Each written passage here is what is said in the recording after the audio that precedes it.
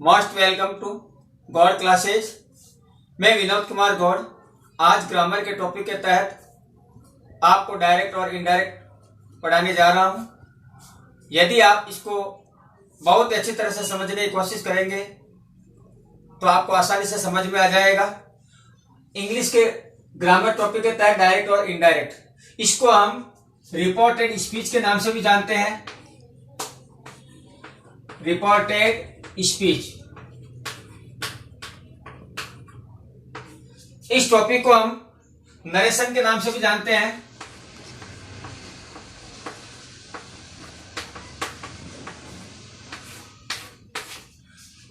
आप इसको direct and indirect भी कह सकते हैं, रिपोर्टेड स्पीच भी कह सकते हैं, नरेशन भी कह सकते हैं। एग्जाम के अंदर हमारे पास प्रश्न आता है चेंज इनटू इनडायरेक्ट।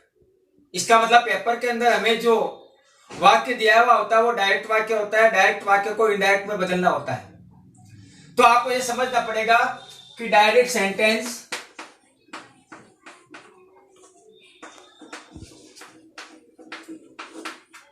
दो भागों में डिवाइड होता है। एक होता है रिपोर्टिंग वर्ब, रिपोर्टिंग वर्ब, और एक होता है आपके सामने रिपोर्टेड स्पीच।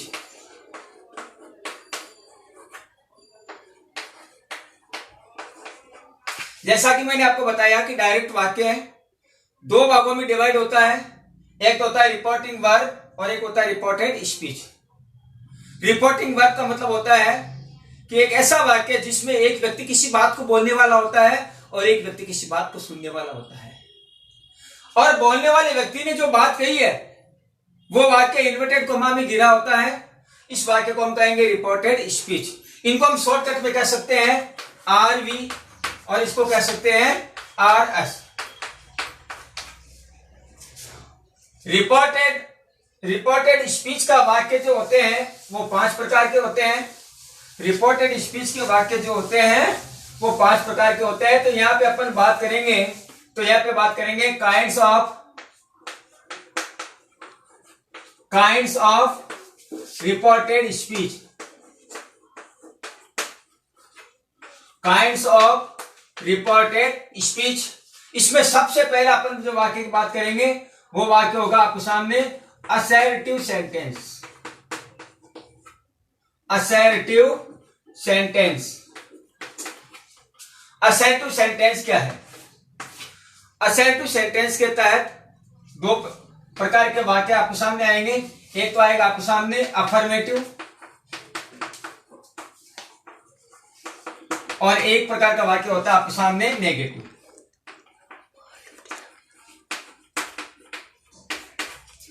अफर्मेटिव वाक्य को जिसको हम एक प्रकार से कह सकते हैं positive sentence.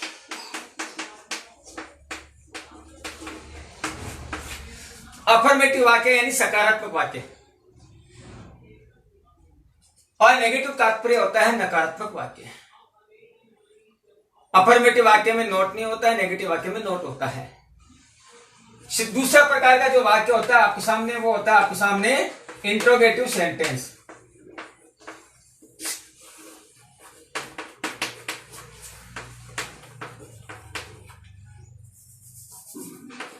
Interrogative sentence. Interrogative sentence का मतलब होता है प्रश्नवाचक वाक्य। प्रश्नवाचक वाक्य भी दो प्रकार के होते हैं आपके सामने। एक प्रकार का वाक्य होता है हेल्पिंग वर्ब से शुरू होने वाले वाक्य,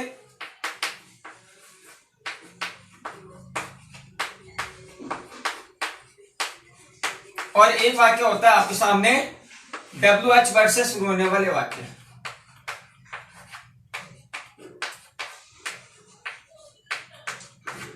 WH वर्ड से शुरू होने वाले वाक्य। तीसरा प्रकार का जो वाक्य होता है वो आपके सामने होता है इंपेरेटिव सेंटेंस, जिसको हम कहेंगे आज्ञार्थक वाक्य। तीसरा प्रकार का वाक्य जिसको आपको समझना है वो वाक्य होता है आपके सामने इंपेरेटिव सेंटेंस।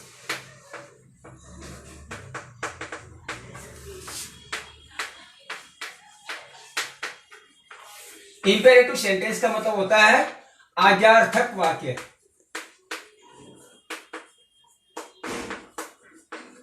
आज्ञार्थक वाक्य क्या होते हैं? ऐसे वाक्य जिनके अंदर कोई आदेश हो, कोई निवेदन हो, किसी प्रकार की कोई सलाह हो, इस प्रकार के वाक्य प्राय जो शुरू होते हैं वो होते हैं, एक तो होते हैं वर्ब से शुरू।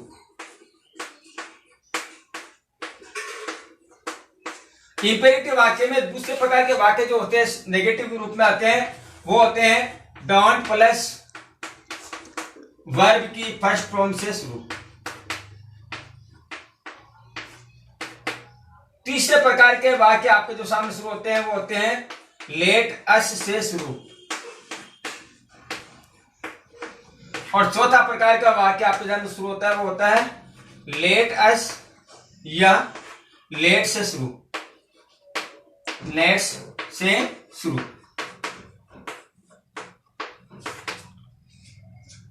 चौथे प्रकार के वाक्य में अपन बात करेंगे, उनको बोलते हैं एक्सक्लेमेटरी सेंटेंस। चौथे प्रकार के जो वाक्य होते हैं वो आपके सामने होते हैं एक्सक्लेमेटरी सेंटेंस।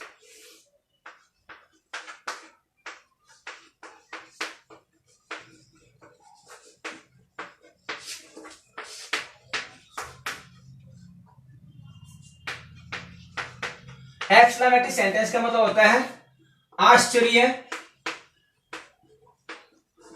या विस्मय को दर्शाने वाले वाक्य।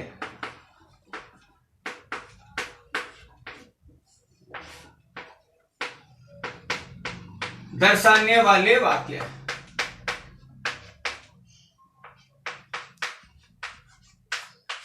अब आश्चर्य और विस्मयता को दर्शाने वाले वाक्य से तात्पर्य होता है कुछ ऐसे सेंटेंस जिनको देख करके कोई भी दांतों तले उंगली दबाना, मुंह खुला का खुला रह जाना, यानी किसी प्रकार के आश्चर्य को दर्शाने वाले वाक्य। इस प्रकार के वाक्य प्राय जो शुरू होते हैं वो शुरू होते हैं ओ, और ये विस्मय बोधक चिन्ह होता है O, OH,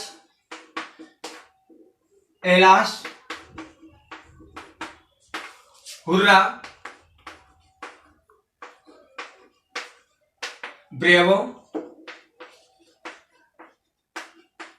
who,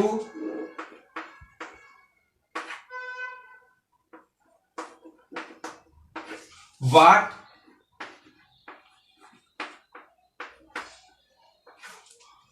how, etc। इस प्रकार के वाक्य से शुरू होते हैं। पांचवा प्रकार का वाक्य जो होता है वो होता है आपके सामने ऑप्टेटिव सेंटेंस। पांचवा प्रकार का वाक्य जो शुरू होता है वो वाक्य आपके सामने आएगा तो उसको अपन बोलते हैं optative sentence.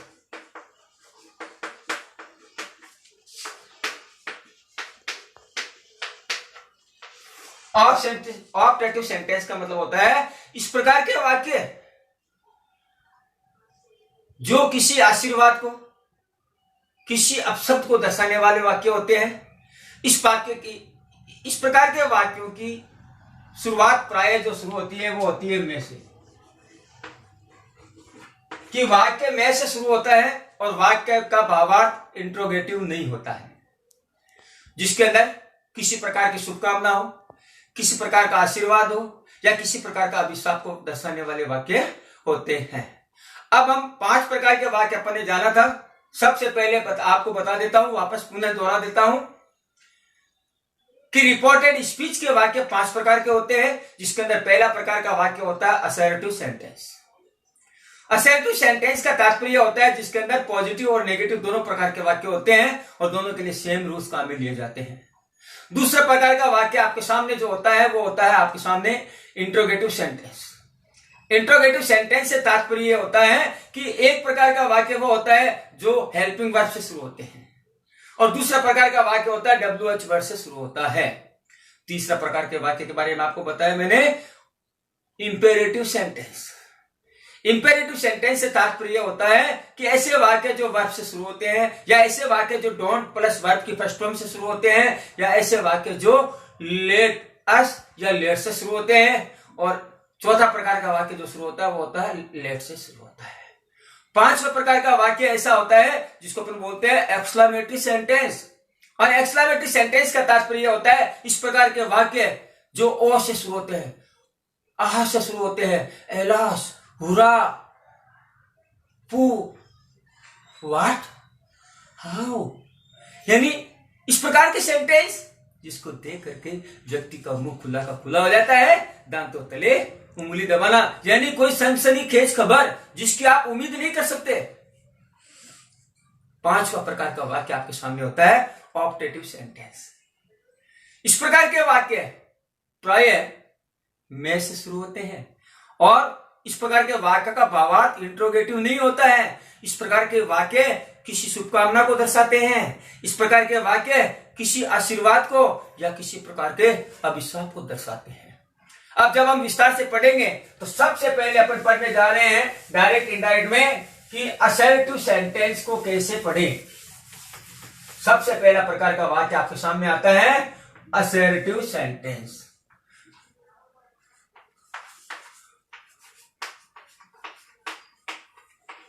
Assertive sentence. Assertive sentence दो प्रकार के वाक्य आपको मैंने पहले भी बताया था, इस प्रकार फिर पुनः बताने जा रहा हूं। नंबर एक तो होता है आपके सामने अफर्मेटिव सेंटेंस,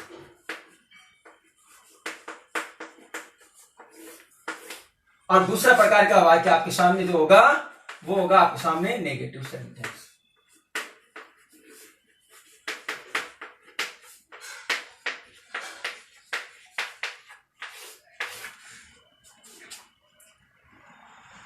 इन दोनों प्रकार के वाक्यों को इंडायरेक्ट में बदलने के लिए हम जो रूल फॉलो करेंगे उसमें सबसे पहला अपन बदलाव करेंगे वो करेंगे हम रिपोर्टिंग वर्ब में। रिपोर्टिंग वर्ब के वाक्य में बदलाव करेंगे। रिपोर्टिंग वर्ब के वाक्य में। अब रिपोर्टिंग वर्ब के वाक्य में जैसे कि Ram said to me, comma, inverted comma start, I will go to Jaipur tomorrow. Ram said to me, इस वाक्य में क्या है? राम बोलने वाला है, सुनने वाला मैं हो गया। अब राम ने क्या बताया मुझे कि मैं कल जयपुर जाऊंगा। अब मैं कल जयपुर जाऊंगा, राम ने मुझे बताया। इस बात को इनडायरेक्ट में कैसे बदलेंगे, इसके लिए कुछ हमें परिवर्तन करने पड़ेंगे। उस परिवर्तन की श्रेणी में सबसे पहले आपको बता देता हूं कि आरवी के वाक्य में हम बदलाव कैसे करेंगे। यदि रिपोर्टिंग वर्ब के वाक्य में आपके सामने वाक्य में दिया हुआ है से, तो हम से को से ही रखेंगे। यदि रिपोर्टिंग वर्ब के वाक्य में आपको दिया हुआ है सेज,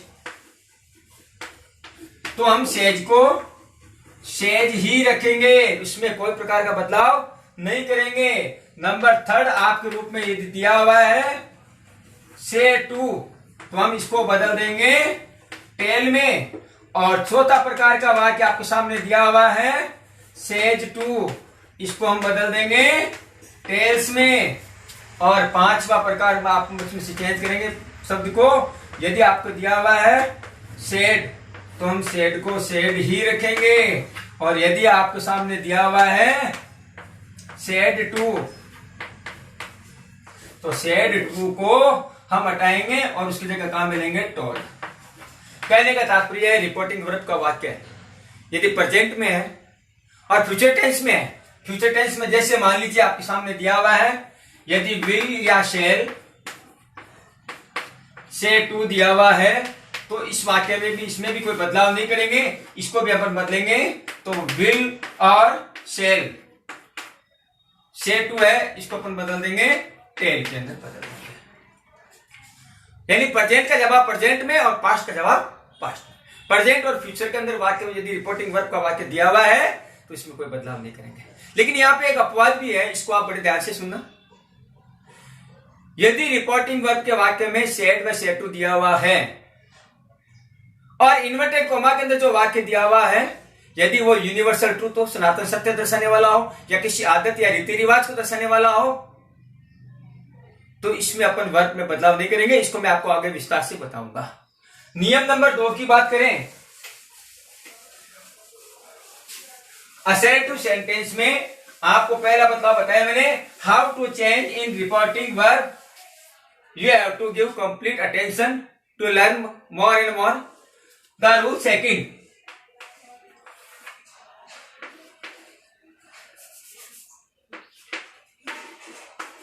कॉमाज और इन्वर्टेड कॉमाज को हटाकर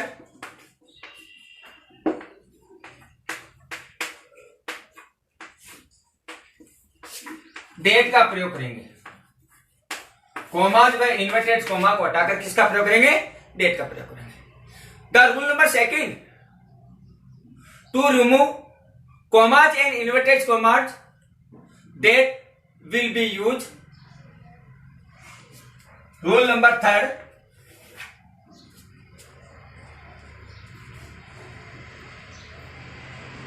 reported speech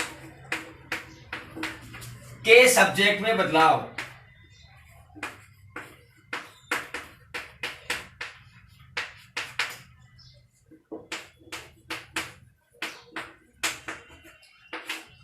how to change the subject of reported speech, इसके लिए आपको एक विशेष प्रकार का फार्मूला आपको ध्यान में रखना पड़ेगा, और इसमें आपका जो फार्मूला आपके सामने आएगा वो आएगा आपके सामने, बदलाव चेंज करने के लिए जो पैटर्न आएगा वो आएगा आपके सामने सन बटा 123।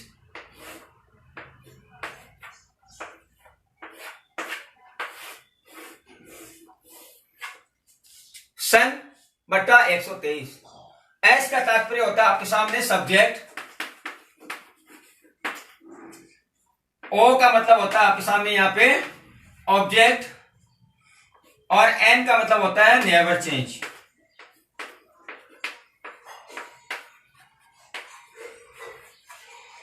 एक, दो और तीन। एक का मतलब यहां पे आएगा फर्स्ट पर्सन,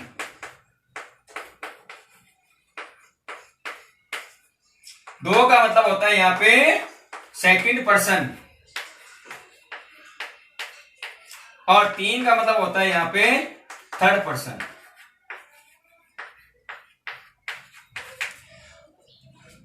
फर्स्ट पर्सन तात्पर्य आई और वी।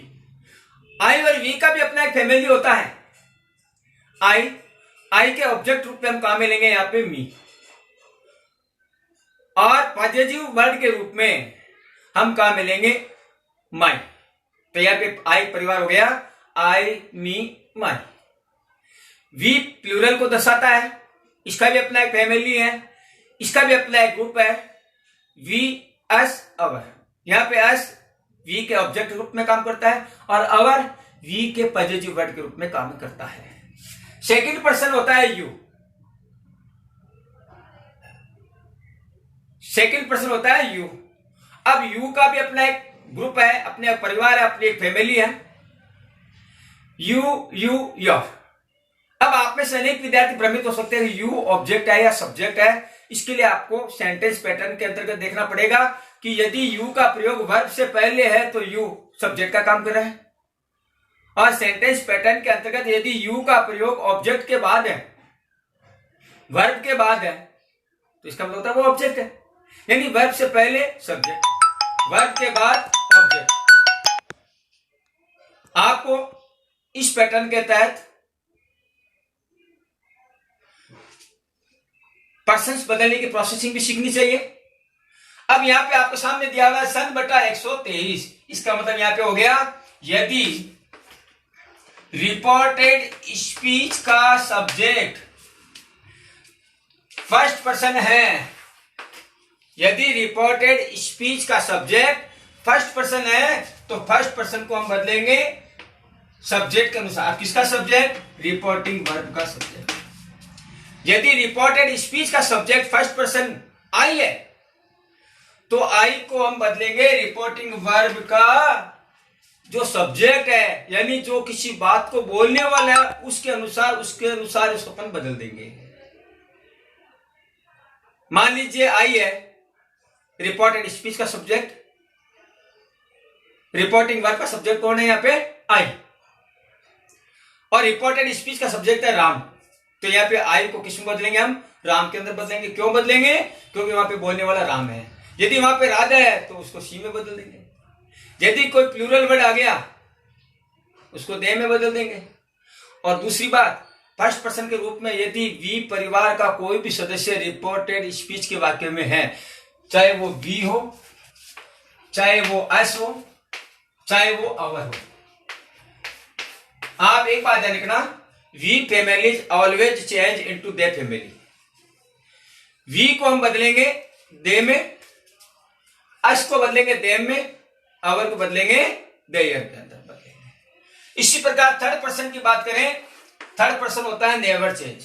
यदि रिपोर्टेड स्पीच के वाक्य में चाहे सब्जेक्ट के रूप में हो, चाहे ऑब्जेक्ट के रूप में हो, चाहे पॉजिटिव वर्ड के रूप में हो, third person it means he see it name, he see it name और दे।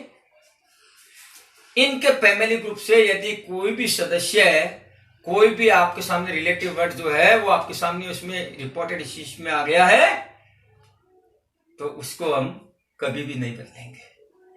यह तो था आपके सामने सब्जेक्ट बदलने का फार्मूला। अगली बात करेंगे अपन, विद्यार्थी इस बात पे ध्यान दें, अगला आपके सामने जो रूल है वो है आपके सामने बड़ा इंपॉर्टेंट रूल है। और इसको रूल को बदलने के लिए आपको देखिए रूल नंबर 4, और रूल नंबर 4 है आपके सामने verb change.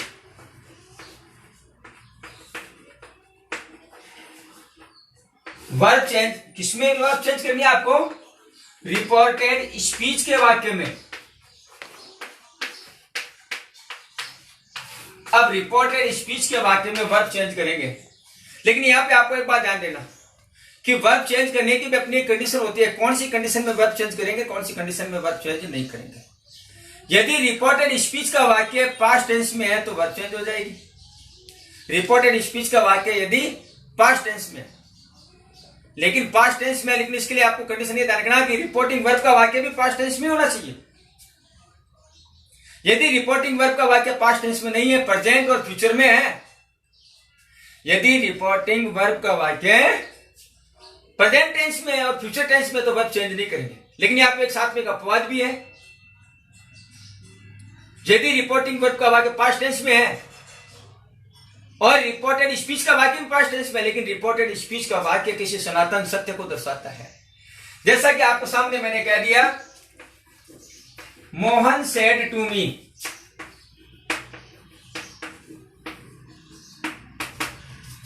The earth moves around the sun.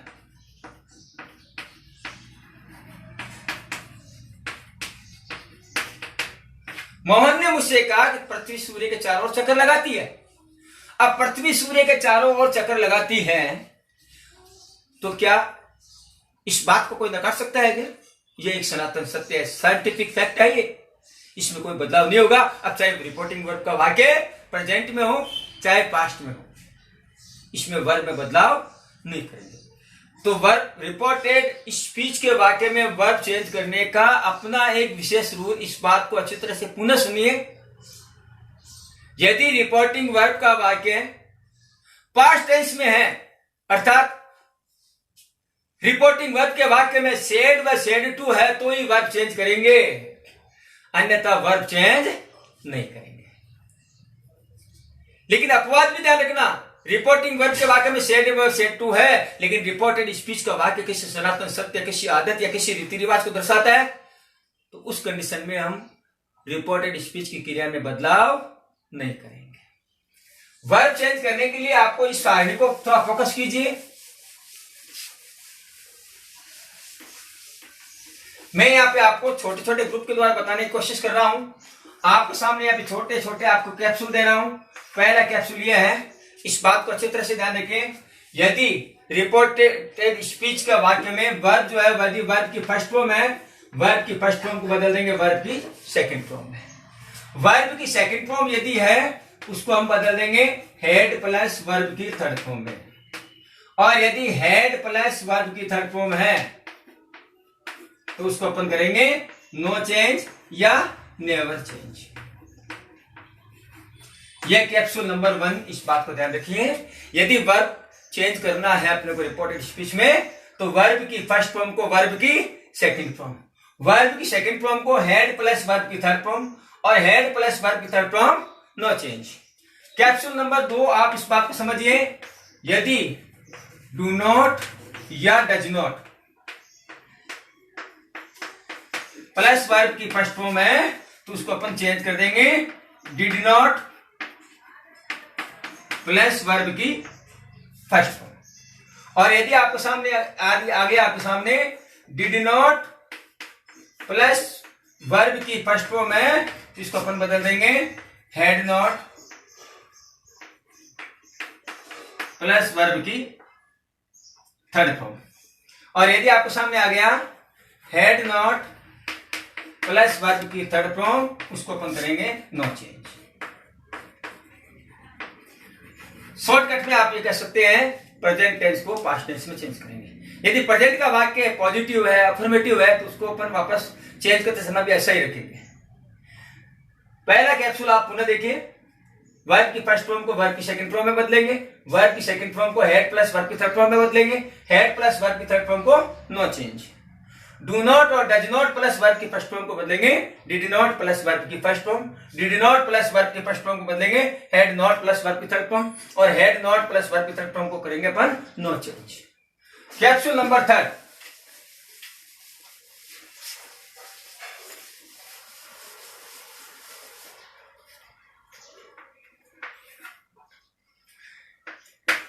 Each am are plus verb की फर्स्ट फॉर्म के साथ आईएनजी। ये वर्ब की फर्स्ट फॉर्म के साथ जो आईएनजी है इसको अपन वर्ब की फोर्थ फॉर्म भी कह सकते हैं, जैसे गो, वेंट, गॉन, गोइंग। अब is am are plus verb की फोर्थ फॉर्म है, इसको हम जब चेंज करेंगे तो इसको अपन चेंज करेंगे तो वाज और वर्ब। इज एम आर को वाज वर्ब में बदल देंगे। जब हेल्पिंग वर्ब बदल जाती है तो मेन वर्ब नहीं बदलेंगे, क्योंकि टेंस चेंज नहीं होगा, टेंस वही रहेगा। प्रेजेंट को पास्ट में बदलेंगे तो वर्ब वाज या वर्ब, इसके साथ में जो वर्ब आएगी वो आएगी आपके सामने वर्ब की फर्स्ट फॉर्म के साथ आईएनजी, या इसको अपन कह सकते हैं शॉर्टकट में वर्ब की फोर्थ फॉर्म। अब यहाँ पे इज एम आर को वाज वर्ब में, वाज वर्ब को अपन बदलेंगे हैड बीन में। वाज और वर्ब को हम किस में बदलेंगे? हैड बीन में बदलेंगे। तो यहाँ पे मेन वर्ब तो वही रह जाएगी, वाज वर्ब हैड बीन, और मेन वर्ब वैसे की वैसी रह जाएगी। अब आपको सामने यदि आ गया हैड बीन प्लस वर्ब की फोर्थ फॉर्म, तो इसको अपन करेंगे नो चेंज। अब इसको आप रिपीटेशन के माध्यम से बात कर सकते हैं। इज एम आर को वाज वर्ब को had been, no change. Is am are को वाज वर्ब को had been, no change. Capsule number 4, यदि आपको रिपोर्टेड स्पीच के वाक्य में हैज और हैव प्लस वर्ब की थर्ड फॉर्म दी हुई है तो इसको अपन बदल देंगे हैड प्लस वर्ब की थर्ड फॉर्म और हैड प्लस वर्ब की थर्ड फॉर्म, इसको अपन करेंगे नो चेंज। कैप्सूल नंबर 4 के बाद कैप्सूल नंबर 5,